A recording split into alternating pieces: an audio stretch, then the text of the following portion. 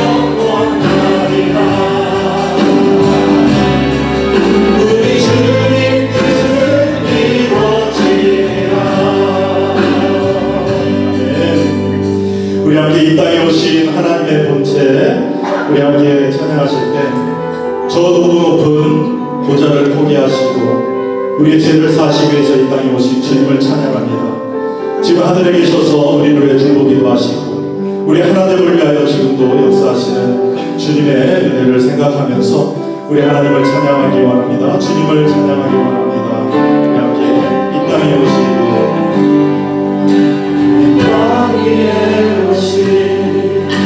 하나님의 본체 십자가에 달리사 우리 죄 사하셨네.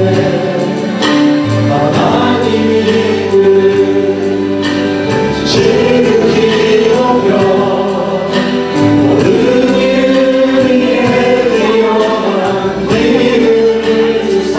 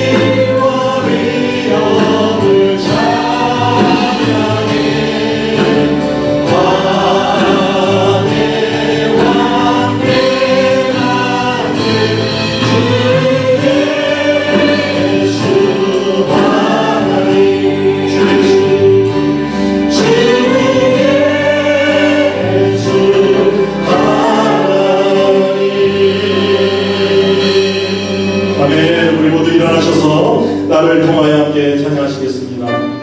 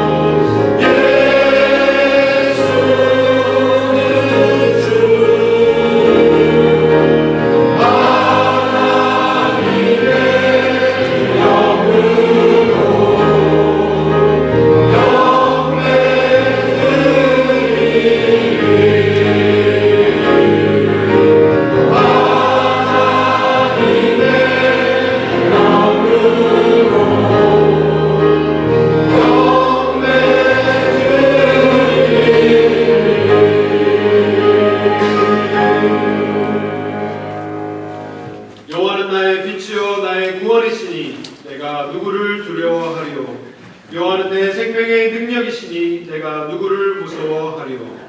내가 여호와께 정하였던 것 한 가지 일 곧 그것을 구하리니 곧 나로 내 생전에 여호와의 집에 거하여 여호와의 아름다움을 앙망하며 그 전에 사모하게 하실 것이라. 우리의 구원이 되시고 우리의 생명이 되신 여호와 하나님, 주님의 높으신 이름을 경배합니다. 양떼 같은 우리를 한 주간도 실족치 않게 하시고 우리의 사랑, 주님의 사랑으로 우리를 은혜로 품어주시니 진심으로 감사드립니다. 우리의 이 예배가 주님 앞에 향기로운 우리의 산제사 되게 하여 주시옵소서. 주님 홀로 영광 받으시기를 성부와 성자와 성령의 이름으로 기원드리옵나이다.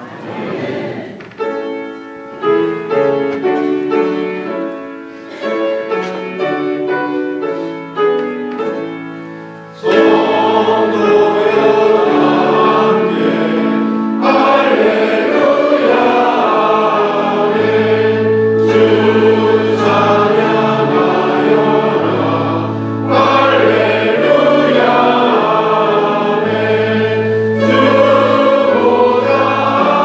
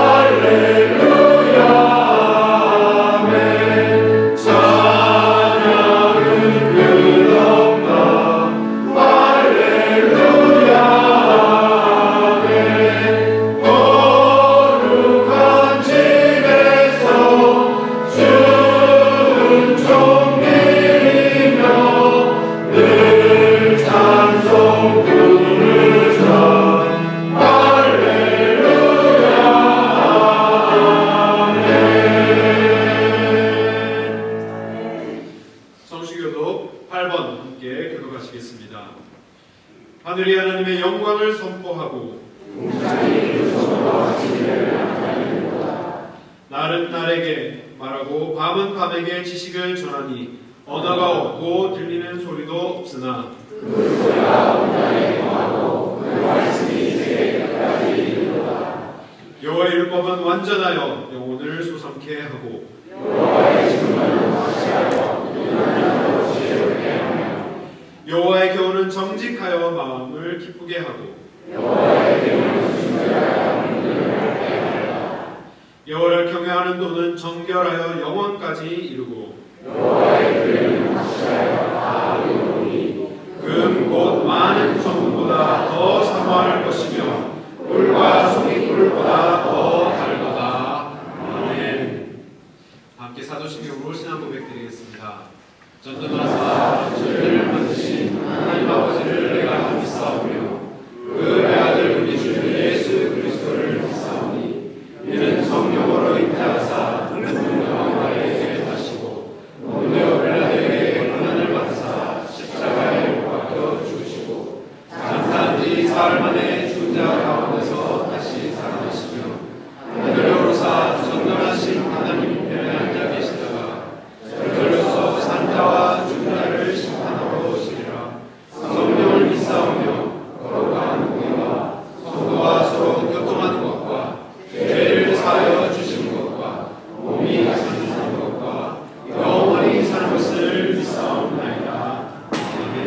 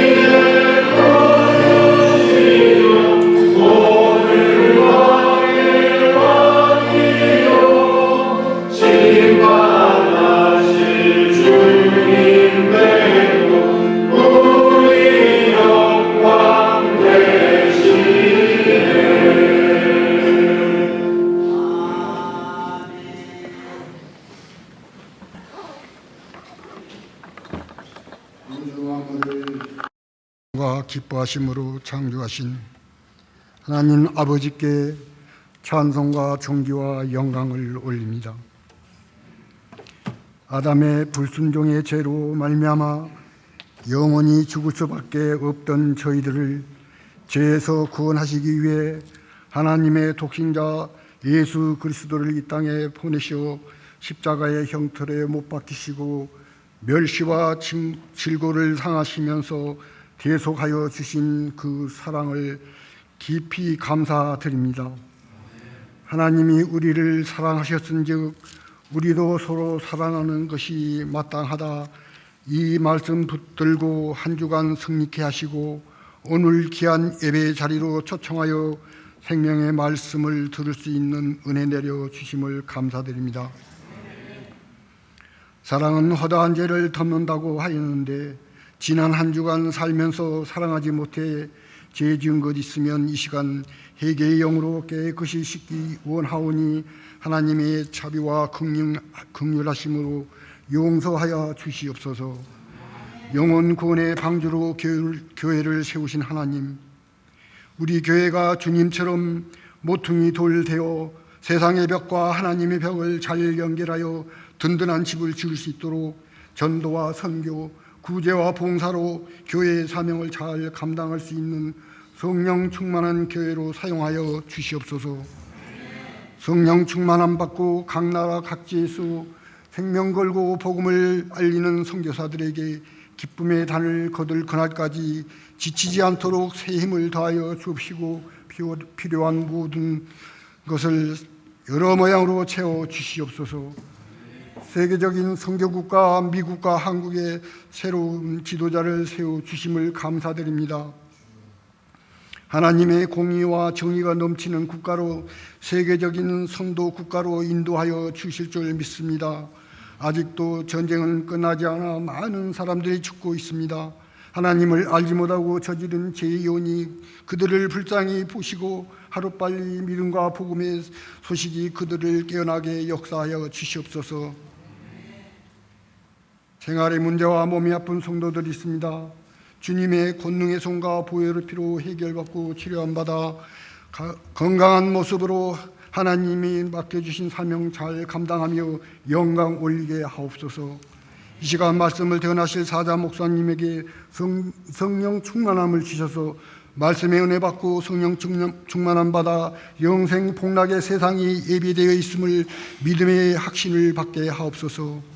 교회 각 부서에서 헌신 봉사로 섬기는 주님의 동역자들에게 하늘의 일과 기쁨이 충만하게 하옵소서. 주님의 위대하심과 광대하심을 찬양하는 글로리아 찬양을 기뻐 흠양하시고 주님 홀로 영광 거둬 주시옵소서. 지금도 살아계시고 사랑으로 허다한 죄를 덮어주시는 예수 그리스도 이름으로 기도합니다. 아멘.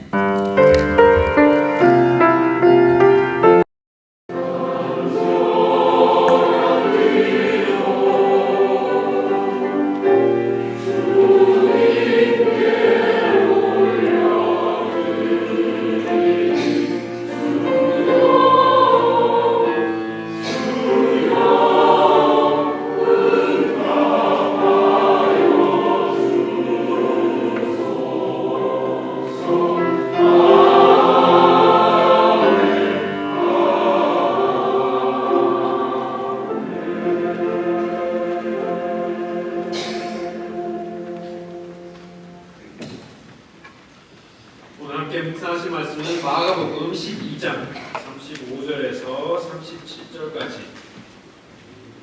3절에 걸쳐서 우리 함께 묵상하기 원합니다. 마가복음 12장 35절에서 37절 말씀 신약성경 76페이지에 있습니다. 다 함께 한 목소리로 봉독하기 원합니다. 마가복음 12장 35절에서 37절까지 말씀 함께 봉독하시겠습니다. 예수께서 성전에서 가르치실세 대답하여 가라사대 어찌하여 서기관들이 그리스도를 다윗의 자손이라 하느뇨 다윗이 성령에 감동하여 친히 말하되 주께서 내 주께 이르시되 내가 내 원수를 내 발 아래 둘 때까지 내 우편에 앉아 살리라 하셨다 하였느니라. 다윗이 그리스도를 주라 하였은즉 어찌 그의 자손이 되겠느냐 하시니라. 백성이 즐겁게 듣더라. 아멘.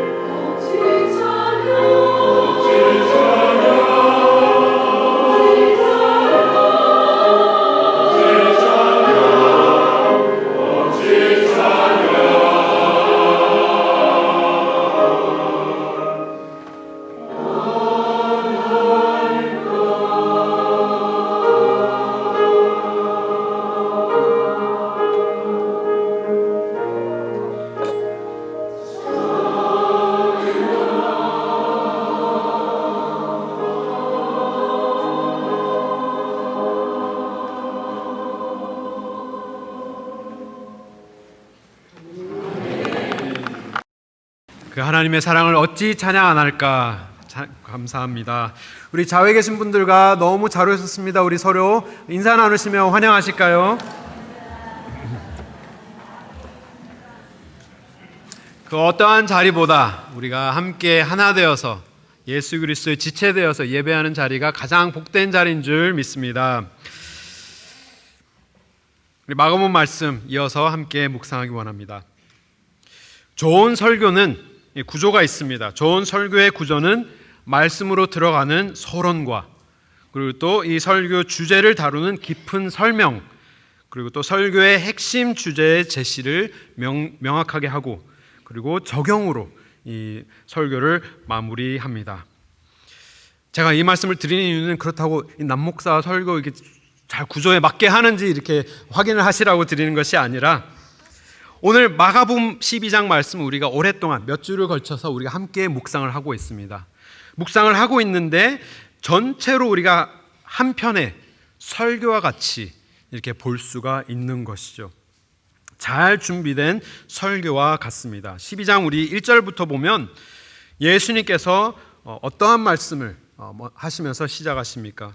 벌써 몇 주 됐다고 이렇게 다 이렇게 가물가물할 수도 있는데, 예수님께서 포도원의 비유로 말씀하시면서 이 말씀의 서론을 이렇게 시작을 하시고, 그리고 세 차례에 걸쳐서 예수님을 붙잡으려고 하는 그 사내들인의 질문 공격이 이어지게 됩니다. 그러면서 그들의 질문이 도리어 예수님께서 어떠한 분이신지 예수님의 정체성에 더욱더 집중하도록 합니다. 그들은 예수님을 무너뜨리려고 질문을 하였지만 도리어 그 질문들이 예수님에게 더 득이 되는 그러한 일들을 하였던 것이죠.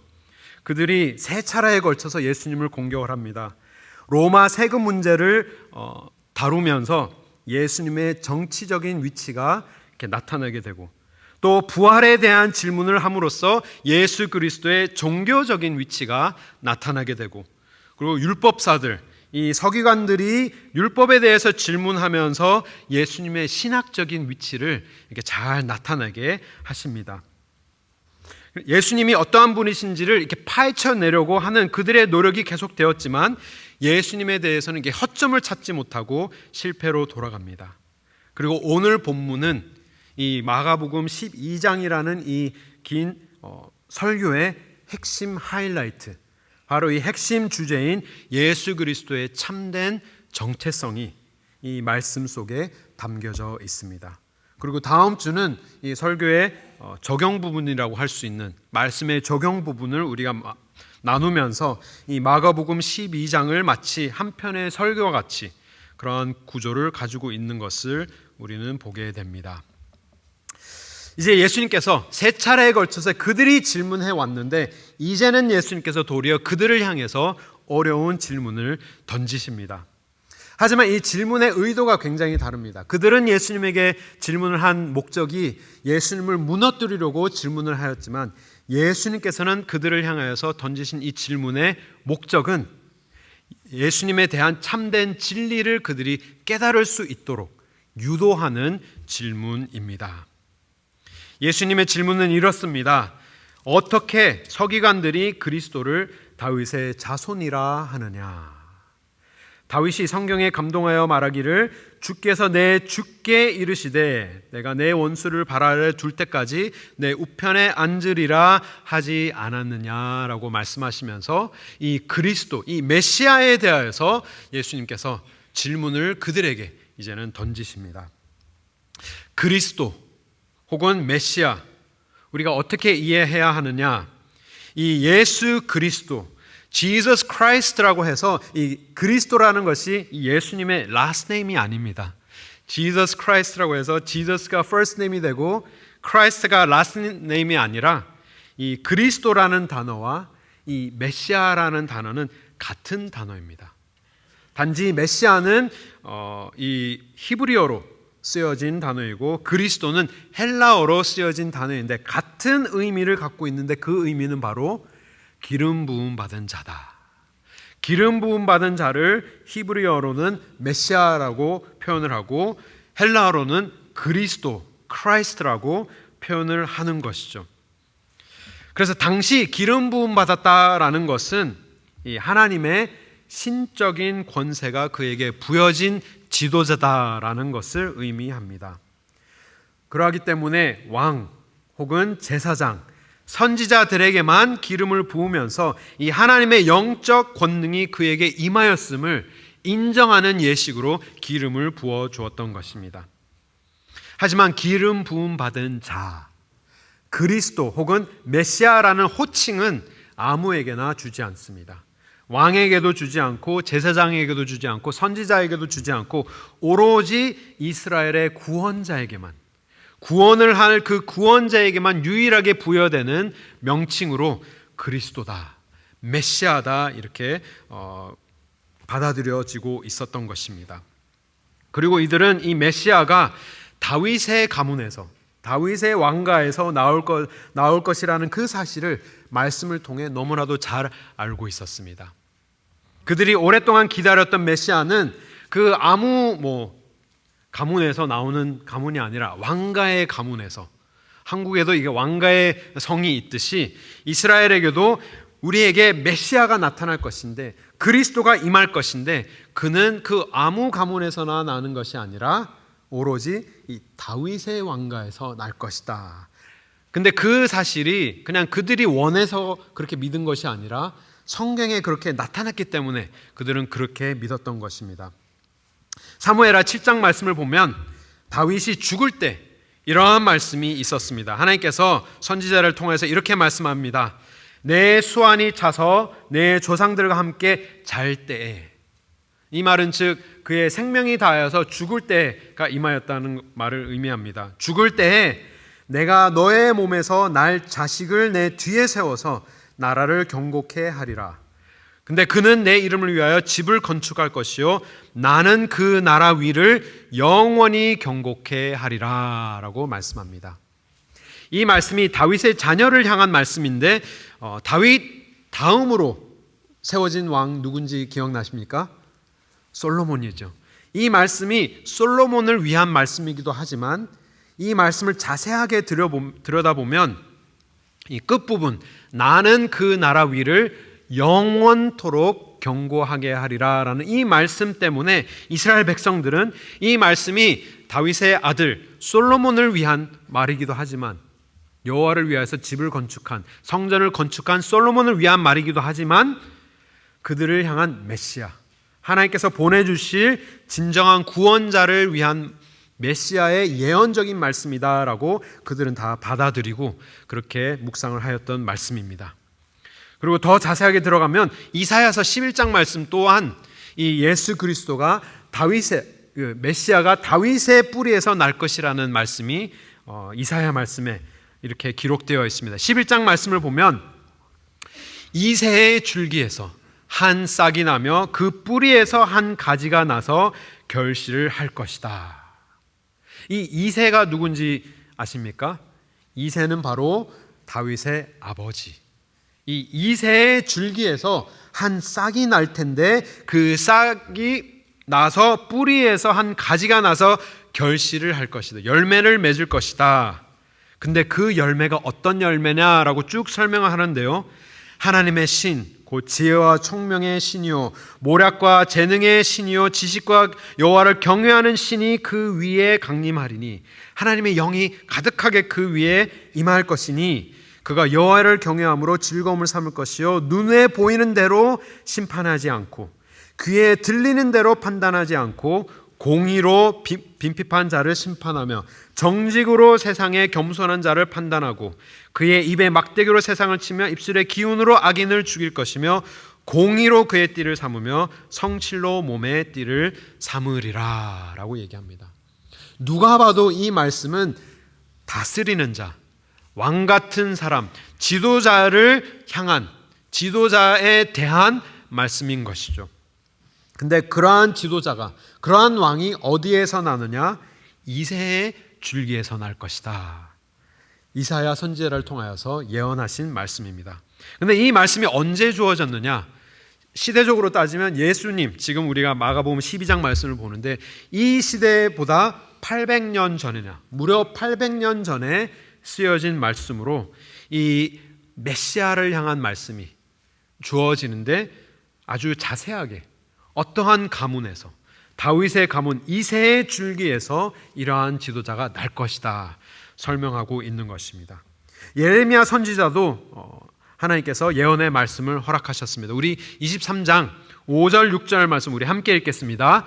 나 여호와가 말하노라. 보라, 때가 이르리니 내가 다윗에게 한 의로운 가지를 일으킬 것이라. 그가 왕이 되어 지혜롭게 행사하며 세상에서 공평과 정의를 행할 것이며 그 날에 유다는 구원을 얻겠고 이스라엘은 평안히 거할 것이며 그 이름은 여호와 우리의 의라 일컬음을 받으리라. 아멘. 이 예레미야 선지자도 수백 년 전에 예수님 시대 전에 이 메시아를 향한, 그들의 구원자가 되실 그리스도를 향한 예언의 말씀으로 자세한 가문에서 날 것이다 설명하는 것인데, 다윗에게 한 의로운 가지를 일으켜 세울 것이다. 그 가문에서 왕이 임할 것인데 그는 이 세상의 왕들과 달리 지혜로, 공의로, 정의로 다스릴 것이다. 그리고 그는 우리가 일컫기를 여호와 우리의 의라 일컬음을 받을 것이다 설명합니다. 그리고 미가서도 우리가 크리스마스 때마다 우리가 묵상하는 미가서 5장 말씀을 보면 어느 도시에서 날 것까지도 하나님께서 예언으로 말씀해 주십니다. 베들레헴 에브라다야, 너는 유다 족속 중 작을지라도 이스라엘을 다스릴 자가 내게로 나올 것이라. 그는 근본 상고의 태초에니라. 이 베들레헴에 중요한 의미가 있습니다. 그냥 도시만 예언되어서 태어나신 것이 아니라 이 베들레헴이 누구의 고향인지 아시죠? 바로 다윗의 고향입니다. 그렇기 때문에 이 성경은 너무나도 명확하게 우리를 위하여서, 이스라엘 백성들을 위하여서 하나님께서 예비하신 메시아를 보내주실 것이다, 그리스도를 보내주실 것인데, 이는 다윗의 가문에서 우리를, 이스라엘 백성들을 정의로 다스릴 왕이 임할 것이다 라고 하는 것이죠. 이 다윗 너무나도 중요한 인물입니다. 이스라엘 백성들에게 다윗이란 많은 수많은 왕들이 있었지만 유일하게 그들이 선한 하나님의 왕으로 참 이스라엘의 왕으로 삼는 사람이 이 다윗인 것이죠. 그렇기 때문에 오늘 이스라엘 국기를 봐도 다윗의 별이 딱 중간에 이렇게 있듯이 다윗은 하나님의 왕, 선한 왕, 이스라엘의 유일한 참된 왕으로 섬긴 왕이었기 때문에 이 가문에서 임할 메시아를 그렇게 기대하고 고대하였던 것입니다. 이스라엘 백성들이 나라를 빼앗기고 오랜 기간 동안 포로 생활을 하면서도 이 메시아를 기다렸습니다. 메시아가 와서 우리를 공의로 다스릴 그 왕을 기다렸고요. 또 지금 예수님 시대에도 이 로마 식민지로 살고 있었기 때문에 많은 고통과 그러한 억압 속에 살고 있었기 때문에 그들 또한 지금도 이 시대, 이 마가복음 시대에도 하나님께서 보내주실 그 메시아를 기다리면서 해방시켜 주기를, 그들을 자유하기 위하여서 이들을 기다리고 있었습니다. 하지만 예수님은 그들에게 이 질문을 하면서 오늘 우리에게 주신 말씀 35절부터 37절 말씀에 질문을 그들에게 던지면서 그들이 메시아에 대해 크게 오해하고 있었던 사실을 그들에게 드러내 주십니다.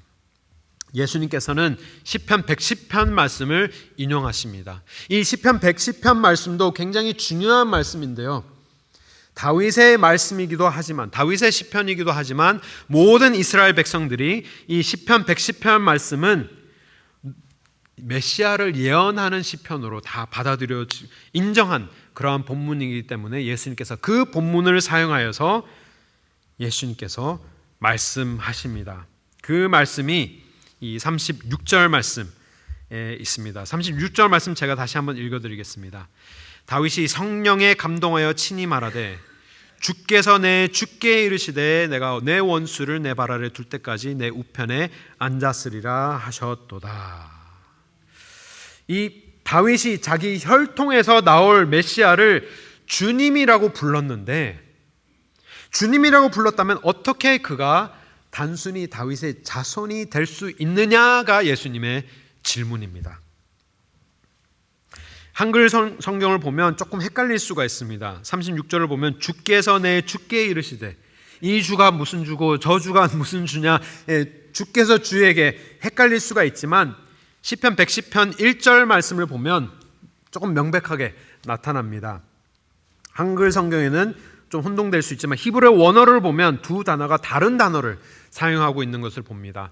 여호와께서 내 주에게 말씀하시기를.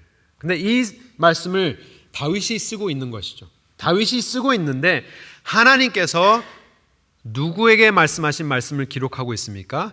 주에게, 다윗의 주에게 주신 말씀인데 그 말씀은 바로 메시아인 것이죠. 그들이 그렇게 고대하는 그 주님, 메시아를 위한 말씀인데, 이 이스라엘 백성들이 메시아는 다윗의 혈통에서 나는 다윗의 자손이라고 가르치고 있었던 것이죠. 틀린 것이 아닙니다.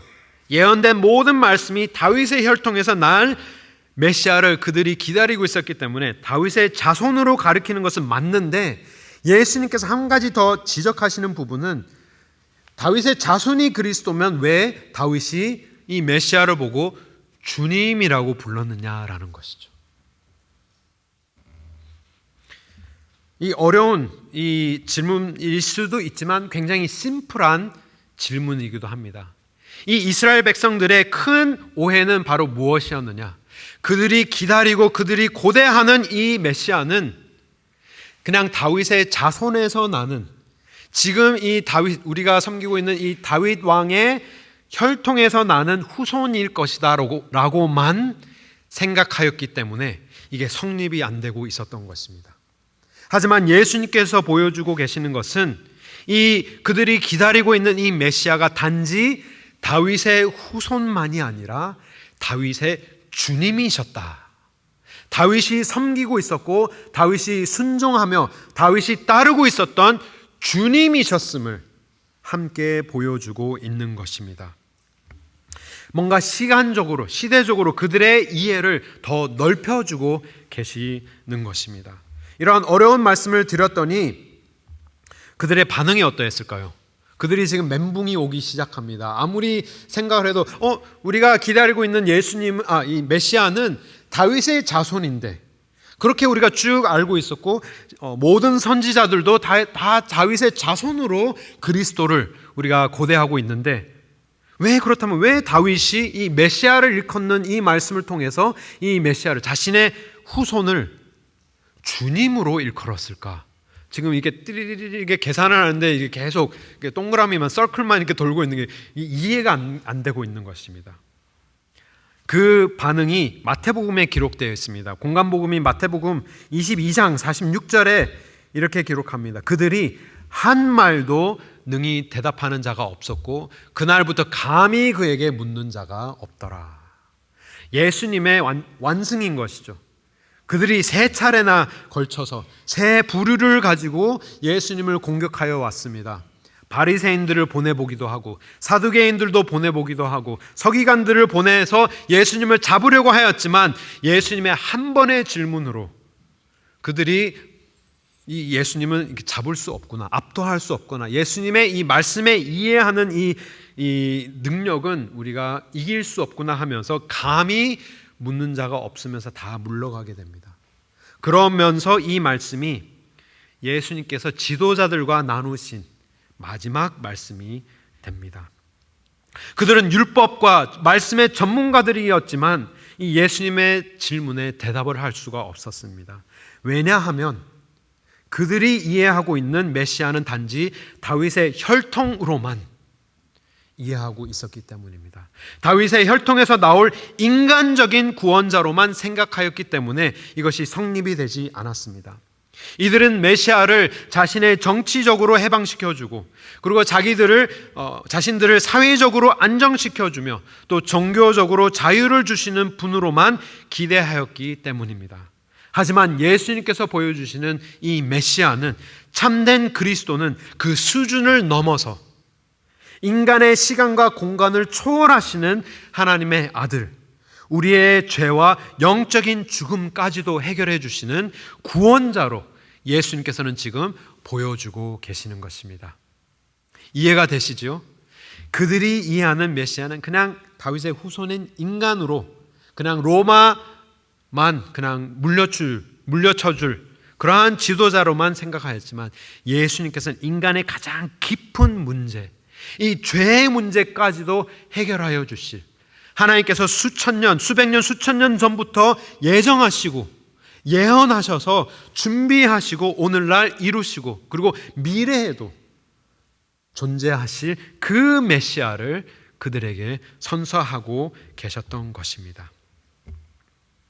메시아가 그냥 다윗의 후손의 인물이었지만 그들에게는, 물론 그들의 위대한 리더로 그들이 존경하고는 있었지만, 족보로 따지면 사실 이 메시아는 그들의, 이 다윗의 손 아래 사람이 되었던 것이죠. 족보로 따지면 이 메시아가 다윗의 손 아래 사람이어야 되는데 손 위의 사람으로 다윗이 존대하고 있음을 그들이 이해하지 못하고 있었던 것입니다. 제가 교단에 많은 EM 목사님들과 귀한 교제를 갖고 있습니다. 제가 20년 가까이 동안 섬겨왔던 그 사역의 그 범위가 EM 사역이었기 때문에 EM 목사님들과 계속 굉장히 중요한 그러한 교제를 나누면서 수련회도 하고 기도도 하고 모임을 가지면서 좋은 관계를 이어가고 있었는데, 올해 작년부터 올해 처음 만난 목사님이 한 분 계십니다. 신학 과정을 마치시고 작년에 처음 안수 받으시고 이제 지금 버지니아 어디인가에서 지금 사역을 하고 계신 젊은 목사님인데, 저보다 한 15살 정도 젊으신 것 같아요. 근데 그 목사님을 만나면서 굉장히 귀한 그러한 교제를 가졌습니다. 근데 그 목사님이 남씨세요. 남씨. 남씨여가지고 정말 이게 흔한 성이 아니어가지고 굉장히 친해졌는데, 제가 그 목사님이 펄 남인데, 저는 이게 제임스 남인데 한글 성함이 있으니까 한번 여쭤봤는데 성함이 남기윤 목사님이었습니다. 중요한 사실은 그 기자 돌림이 저희 아버지 때 돌림자였어요. 저희 아버지 기태고 저희 큰아버지가 기정이시고, 저는 제 동생과 끝자 현자 돌림으로 지현, 정현 이렇게 돌림인데, 제가 기자 윤자 목사님이시고 이걸 딱 알자마자 제가 바로 장난스레 폴더 인사를 딱 드리면서 안녕하십니까 목사님 이렇게 존대를 했던 기억이 있습니다. 한국 사람들도 굉장히 이 서열이 중요한 것 같습니다. 사람을 만나면 바로 이름부터 묻고 그 다음부터 바로 파고드는 것이 생년월일, 띠 무슨 띠니 어디니 해가지고 이 서열을 빨리 정리를 해야지 호칭도 정리가 되고 존대를 할지 아니면 내가 이렇게 깔볼지 이렇게 딱 정리가 되는데, 이스라엘 백성들도 이 족보가 굉장히 중요했기 때문에 이 다윗의 자손, 다윗의 후손이라는 것이 그들에겐 굉장히 중요한 역할도 했지만, 그들이 오로지 이해하였던 그 범위는, 우리를 구원하여 줄 이 후손은 다윗의 후손으로만 보고 있었던 것이죠. 근데 예수님께서 이 말씀을 보여주면서 그들에게 던지시는 것은, 이 메시아는 후손만이 아니라, 자손만이 아니라, 손 아래 사람만이 아니라 사실은 다윗이 존대하였고 주님으로 섬겼던 손 위 사람이다. 예전에도 계셨고 오늘도 계시고 영원토록 계실 하나님이심을 예수님께서는 성립하여 주시는 것입니다. 다윗의 자손이시기도 하시면서 다윗의 주인이 되시는, 주님이 되시는 이유는 그리스도께서 전에도 계시고 영원토록 계실 하나님이시기 때문이며, 이 사실을 다윗은 어떻게 기록하였다 예수님께서 말씀하시느냐, 36절을 보면 다윗이 성령에 감동하여 친히 말하였다 기록합니다. 그 당시에는 다윗이 올바로 이해하지 못하였습니다. 나의 후손이 메시아가 되지만 나의 주님이 되시는 사실을 온전히 이해하지는 못하였지만, 성령님께서 감동하셔서 기록을 예언의 말씀으로 기록하신 것이죠. 우리가 나중에 보았을 때 이러하기 때문에 하나님께서 이러한 말씀을 우리에게 주셨구나 다 알 수 있도록 감동으로 우리에게 주신 말씀이 이 말씀인데 그들은 깨닫지 못하였던 것이죠.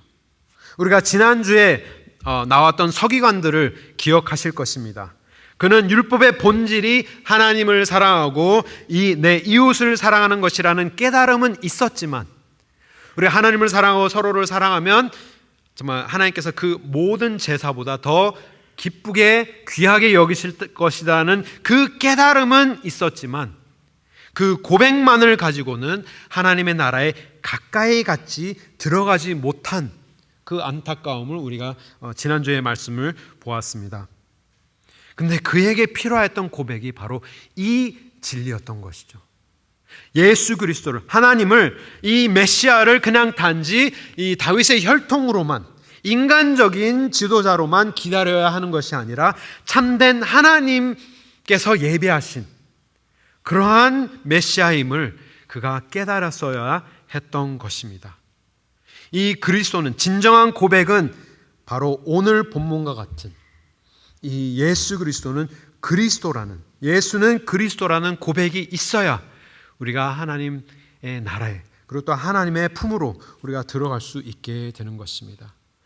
우리가 기다리고 이 이스라엘 백성들이 고대하고 기다렸던 메시아는 나의 피로만 채워주시는, 나의 인간적인 욕구만 채워주시는 하나님의 메시아가 아니라 나의 주인 되시는, 나의 아도나이, 다윗이 주님으로 모셨던 나의 주님 되시는 그 그리스도가 우리의 삶의 주인이 되실 때 하나님께서는 그 복음으로 말미암아 우리가 하나님의 나라에 들어간다 말씀하시는 것이죠. 내 삶을 위하여서 존재하시는 분이 아니시라 내가 그분을 위하여서 존재하는 삶, 이것이 참된 신앙의 올바른 방향인 것입니다. 베드로는 이 사실을 깨달았습니다. 근데 그들이 깨닫지 못하였던 것 또 다른 한 가지는 이 다윗의 자손으로 오셨다라는 사실이 겸손의 모습으로 오셨다라는 사실을 그들이 깨닫지 못하였던 것입니다. 다윗의 후손으로 왔을 때 그들은 그냥 예상하였던 것은 그 다윗의 영광으로 임하실 것이라고만 생각하였던 것이죠. 그들이 지금 처해 있는 상황은 전혀 깨닫지 못하고 그들은 왕도 없고 지금 온전한 왕도 없는 상황에서 어떻게 다윗과 같은 왕이 임할 수 있겠습니까? 하지만 그들이 고대하였던 것은 이 다윗의 영광으로 임하는 메시아만을 고대하였지만 그들이 또 한 가지 오해하고 있었던 사실은 다윗의 후손으로 이 그리스도께서 임하신다는 사실은 겸손의 모습으로, 사랑의 모습으로, 칼로 임하시는 메시아가 아니라 사랑의 십자가로 임하시는 그 하나님의 섭리를 그들이 깨닫지 못하였던 것입니다. 하지만 베드로는 그 사실을 깨닫고 베드로 또한 성령의 도우심으로 이러한 놀라운 고백을 하였습니다. 우리 마태복음 16장 16절부터 18절까지 말씀 우리 함께 선포하겠습니다. 시몬 베드로가 대답하여 가로되 주는 그리스도시요 살아계신 하나님의 아들이시나이다. 예수께서 대답하여 가라사대 바요나 시몬아 내가 복이 있도다. 이를 내게 알게 한 이는 혈육이 아니요 하늘에 계신 내 아버지시니라. 또 내가 내게 이르노니 너는 베드로라. 내가 이 반석 위에 내 교회를 세우리니 음부의 권세가 이기지 못하리라. 아멘.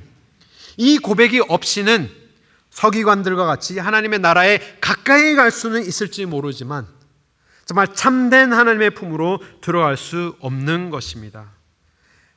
하나님께서 이 메시아를 이러한 원리로 처음부터 계획하시고 예언하시고 준비하시고 그 메시아가 임하는 모습이 다윗의 영광으로 임한 것이 아니라 정말 겸손의 왕으로 십자가를 지시고 나귀를 타고 십자가에 돌아가시는 모습으로 임하실 것을 다 예비하신 그 말씀이었기 때문입니다.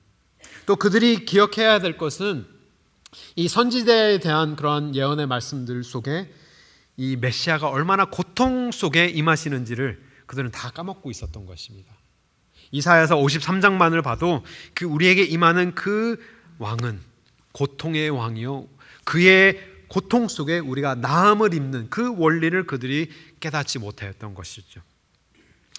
예수 그리스도께서 주인이 되시는 그 이유, 이 베드로의 복음, 이 베드로의 고백이 우리의 고백이 된다면 하나님의 나라에 들어오는 것뿐만이 아니라 예수님께서 뭐라고 말씀하십니까? 너의 고백으로 하나님의 나라가 세워지게 되는 것이다 말씀하십니다. 하나님의 교회를 너의 고백, 그 고백의 반석 위에 내가 하나님의 나라를 세울 것이다. 세우는 쓰임받는, 세우는 데에 쓰임받는 그러한 고백의 진리가, 기초가 된다라는 말씀인 것입니다. 이 십자가의 사역이 이 하나님의 나라에 세워지는데 굉장히 중심이 되는 것이죠.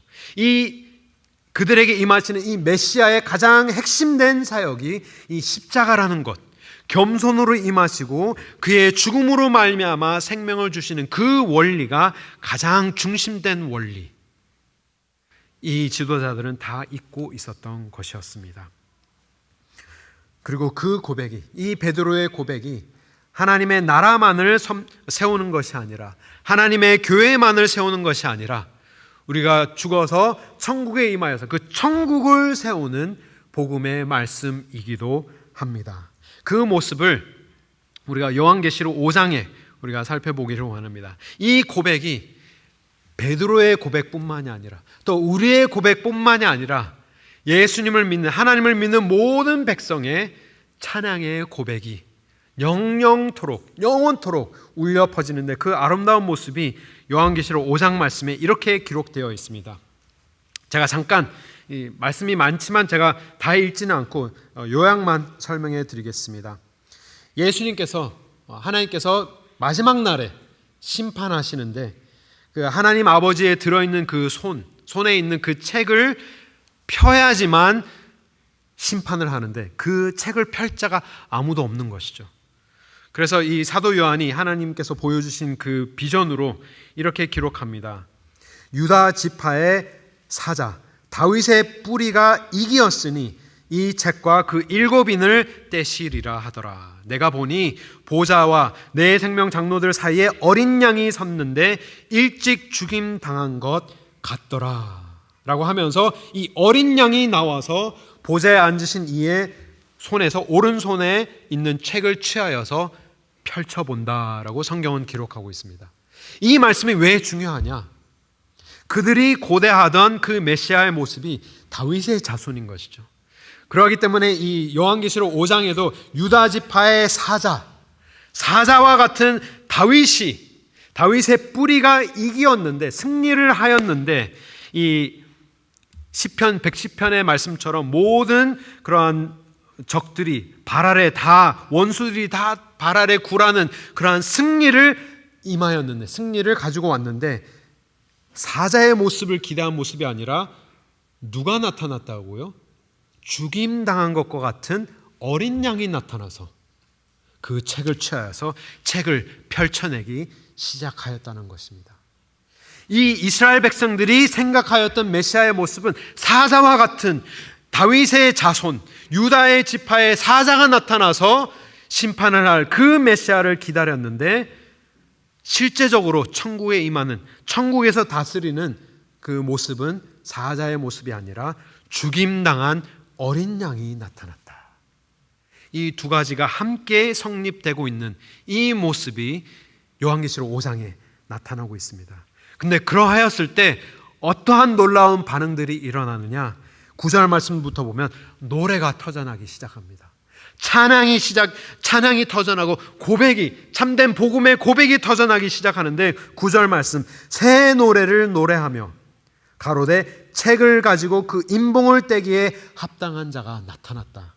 사자를 기대하였지만 사자가 아니라 죽임당한 어린 양이 나타났는데 그가 사람들을 그의 피로 사서 하나님께 드리고 하나님의 보좌에 임하였는데, 그 찬양하는 자들이 얼마나 많았는지 마지막 부분을 보면 많은 천사의 음성이 있으니 그 수가 만만이요 천천이더라. 온 천국이, 모든 천군 천사들이 찬양을 하는데 그 찬양의 고백이 누구의 고백이었느냐? 베드로의 고백이었죠. 예수는 그리스도시요 살아계신 하나님의 아버지.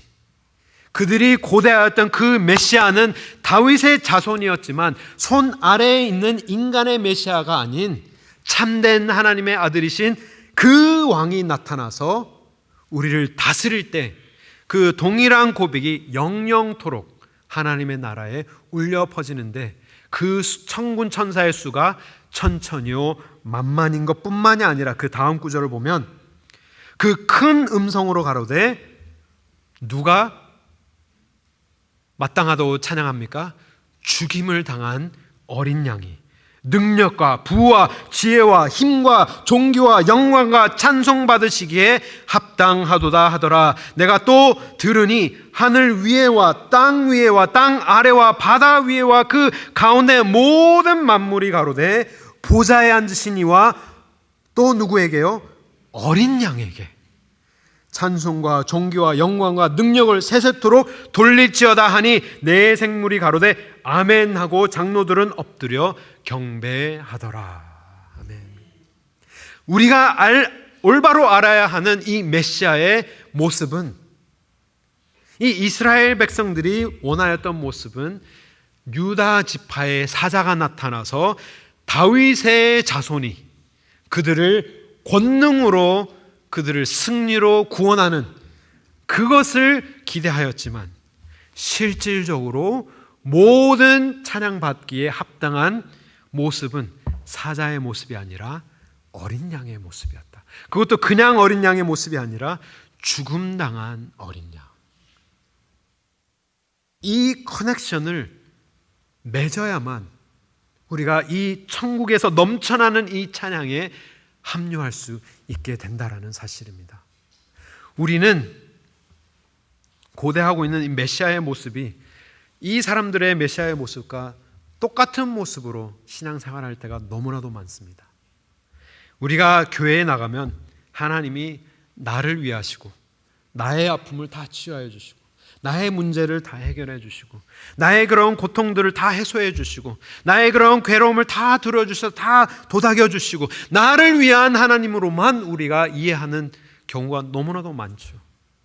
내가 섬기는 메시아의 모습은 그냥 나를 위하여서 나의 인간적인 나의 삶을 도와주시는, 구원하여 주시는 정치적인 구원자, 그러한 모습으로만 우리가 생각할 수 없고 예수님께서 그들에게 도리어 제시하시는 이 참된 메시아의 모습은 모든 것을 주관하시고 이 십자가에서 그 모든 영광을 다 담아내신, 우리의 모든 저주와 천국의 모든 영광을 그 한 자리에서 다 담아내신 죽임당하신 어린 양을 우리가 메시아로 모실 때, 다윗이 주로 섬겼을 때, 그 주님으로 모셨을 때 비로소 우리는 하나님의 백성이 된다라는 사실인 것입니다. 그리고 우리가 올바로 이해하는 이 신앙의 모습은 나를 위한 하나님이 아니라 도리어 내가 섬겨야 하는 주님, 내가 모셔야 하는 메시아, 나의 참된 왕이 되신 예수 그리스도, 천국에서 영원토록 울려 퍼져야 할 그 찬양이 그렇게 된다면 오늘 우리의 삶 속에서 퍼져나게 됩니다. 베드로가 고백하였듯이, 바울이 고백하였듯이, 천군 천사들이 고백하였듯이 주님 영광 받으시기에 합당하십니다. 죽임당하신 어린 양의 피로 말미암아 모든 사람들을 심판하시고 구원하시는 그 하나님을 우리가 온전히 섬기며 따라가는 우리 가든교회 모든 성도님 되시기를 바랍니다.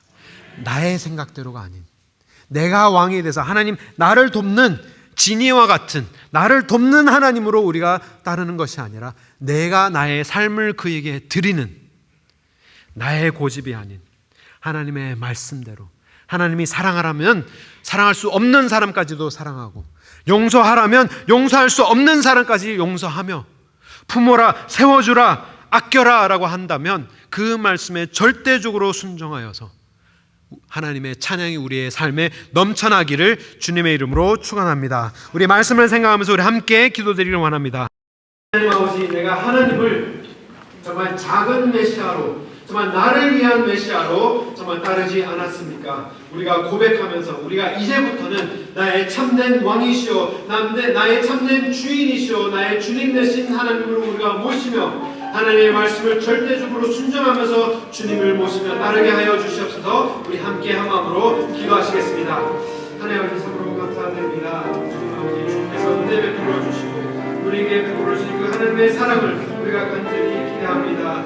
아버지 하나님, 나를 위한 하나님이 아닌 내가 하나님을 위한 삶을 살게 하여 주시옵소서. 나의 참된 주인이 되게 하시고 나의 참된 왕이 되게 하시며 나의 그리스도, 나의 메시아시고 정말 예전에도 계시고 오늘도 계시며 영원토록 살아계실 그 하나님을 우리가 영원토록 찬양하는 삶을 살게 하여 주시옵소서. 오늘도 고백하게 하시고 내일도 고백하게 하시며 베드로의 고백을 가지고 우리가 영원토록 하나님을 따르며 섬기는 우리 모두가 되게 하여 주시옵소서. 주님, 우리의 힘으로는 할 수 없습니다. 성령님께서 임하여 주시고 우리의 입술을 통하여 하나님의 주되심을 고백하는 우리 모두 되게 하여 주시옵소서. 하나님 아버지, 참으로 감사드립니다. 우리는 너무나도 연약하여서 아직까지도 이 이스라엘의 지도자들처럼 메시아를 기다리고 있지는 않습니까? 아버지 하나님여, 용서하여 주시옵소서.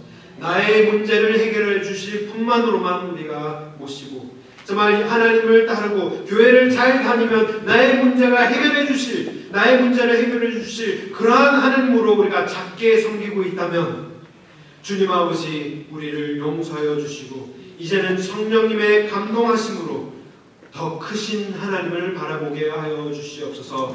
영광의 하나님만을 기다리는 것이 아니라 정말 죽임당하신 어린 양의 모습을 우리가 간절히 바라고 그 영원토록 모든 천군 천사와 함께 찬양할 그 어린 양을 오늘 섬기며 오늘 주로 모시며 살아갈 때에 천국을 미리 누리는 하나님의 백성들 되게 하여 주시옵소서. 예수 그리스도의 이름으로 기도드립니다. 이 말씀을 생각하면서 우리 함께 찬양드리겠습니다. 왕 되신 우리 주께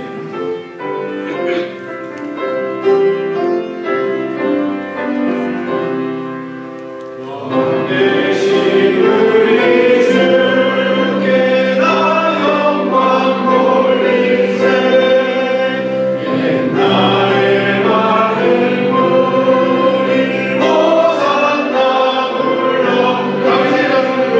다윗의 자손으로 세상에 오시려 왕 위에 오른 주께 나 영광 돌리세. 저 천군 천사들이 호산나 부르니 온전한 백성들이 나와 나가로다. 저유의 백성같이 동력하지 들고 오시는 주를 맞아 호산나 부르세.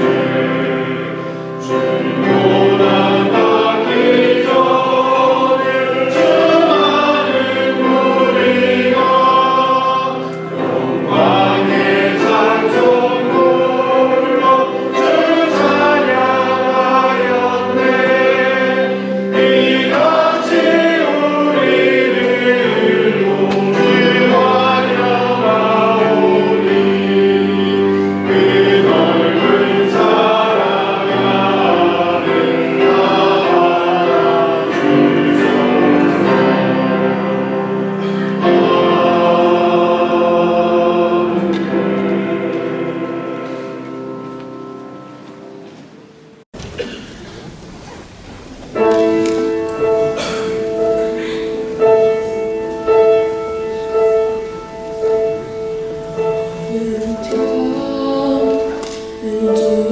My soul so weary. When troubles come and my heart's burden be, then I am still and wait you in the silence.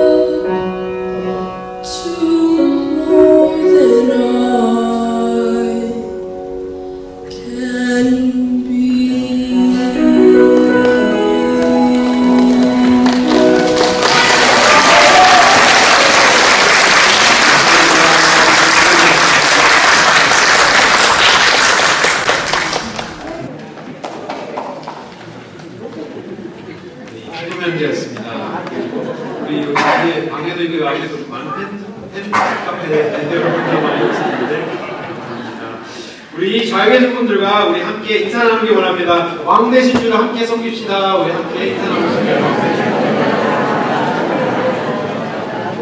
예배 자리에 오신 모든 성도님 주님의 이름으로 환영합니다. 오늘 특별히 Father's Day이기도 합니다. 우리 교회에 계신 많은 아버지들 진심으로 축하드리며 사랑합니다. 우리 광고 드리겠습니다. 오늘은 또 맛있는 점심이 준비되어 있습니다. 우리 봉사구역은 11구역 정우 장로님, 그리고 33구역 정규령 집사님 구역입니다.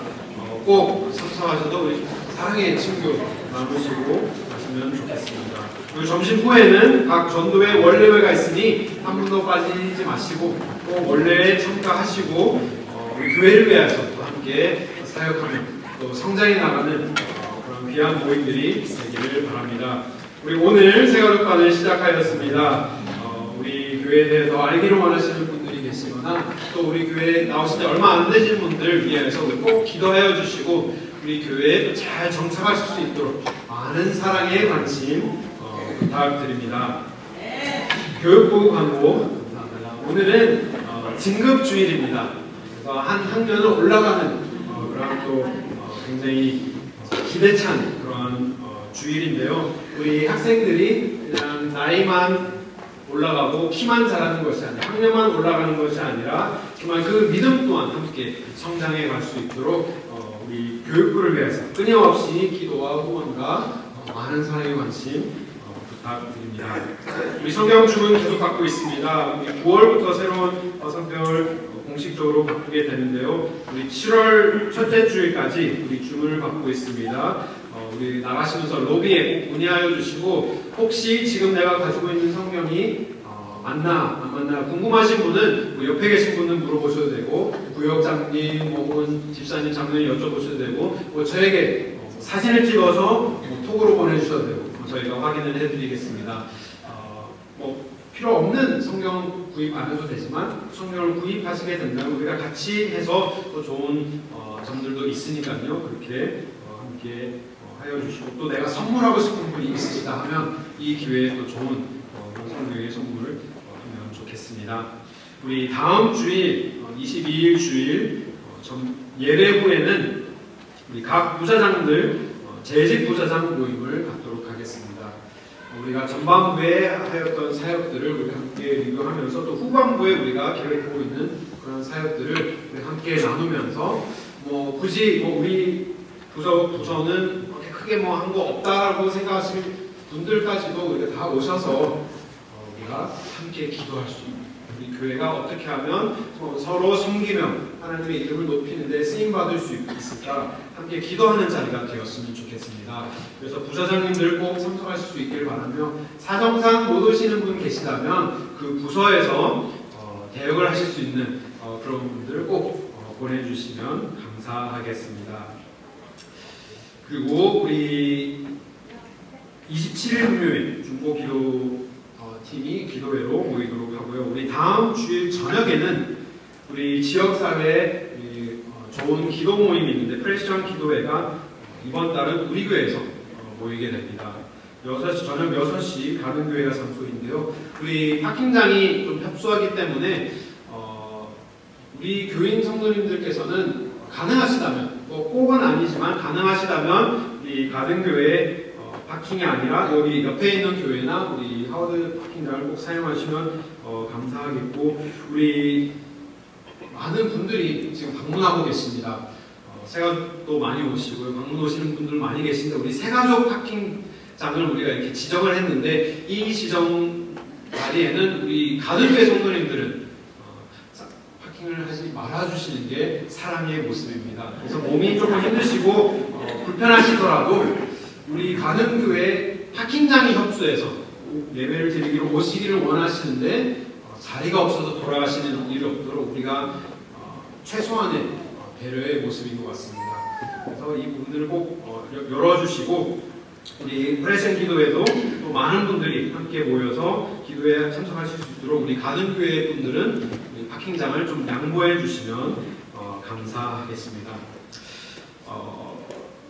우리 함께 신앙생활 하셨던 우리 황신혜 집사님, 김진철 집사님 가정께서 캐나다로 이사를 가시면서 오늘이 마지막 주일이 되신다고 하십니다. 제가 다음 주가 될 수도 있다라는 그런 소망을 가지고 문자를 드렸는데 제가 소식을 듣기로는 오늘이 마지막이 될 수도 있다고 하셔서요.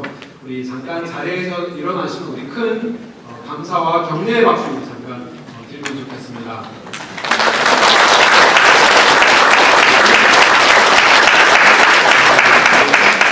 집사님과 우리 김시별 집사님 우리 교회 우리 삼교구에 큰 역할을 하셨고 또 우리 예빈자매 그리고 또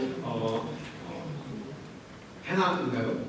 네, 해나도 우리 젊은 그런 부서에 또 굉장히 큰 역할을 감당했는데 저는 비록 오랫동안 함께 신앙생활하지 못했지만 우리 다른 교회 많은 분들은 오랜 생활 함께 하시면서 또 큰 은혜가 있었다고 들었습니다. 앞으로도 캐나다에서도 좋은 교회 만나서 신앙생활 잘 하실 수 있도록 우리 모든 성도님들께서 끊임없이 기도하여 주시고 또 격려하여 주시고 또 위로하여 주시면 감사하겠습니다. 우리 자리에서 일어나셔서 우리 함께 주의 기도로 예배를 마치도록 하겠습니다.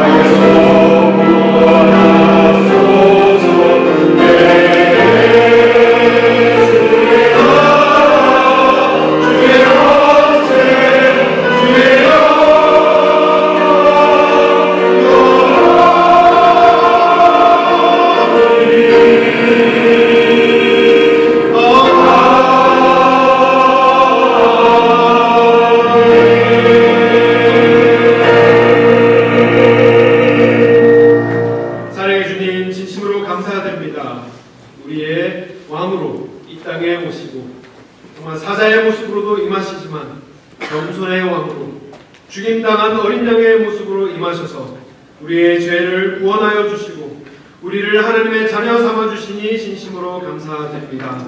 아버지 하나님여 나의 삶을 위한 왕이 아닌 정말 왕을 위한 나의 삶이 되게 하시고 우리 하루하루의 삶이 하나님을 구주로 모시고 구주로 영접한 자들 되어서 정말 하나님의 크신 사랑과 정말 천국의 찬양이 오늘 우리의 삶 속에서 넘치는 우리 모두가 되게 하여 주시옵소서. 그 믿음을 가지고 우리의 작은 예물 하나님 앞에 드립니다. 주님께서 기뻐 받아주시고 오직 주님의 나라와 영광만을 위하여 사용하여 주시옵소서. 이제는 예수 그리스도의 은혜와 하나님 아버지의 크신 사랑과 성령님의 교통하심이 이제는 예수를 그리스도요 예수를 주인 삼고 따라가기를 온 마음 다하여 따라가기를 다짐하는 우리 모든 성도님들과 가정과 우리 교회와 그리고 김지철 지사님 가정 위에 그리고 세계 각국에서 선교하시는 선교사님 위에 지금으로부터 영원토록 함께 하실지어다. 아멘.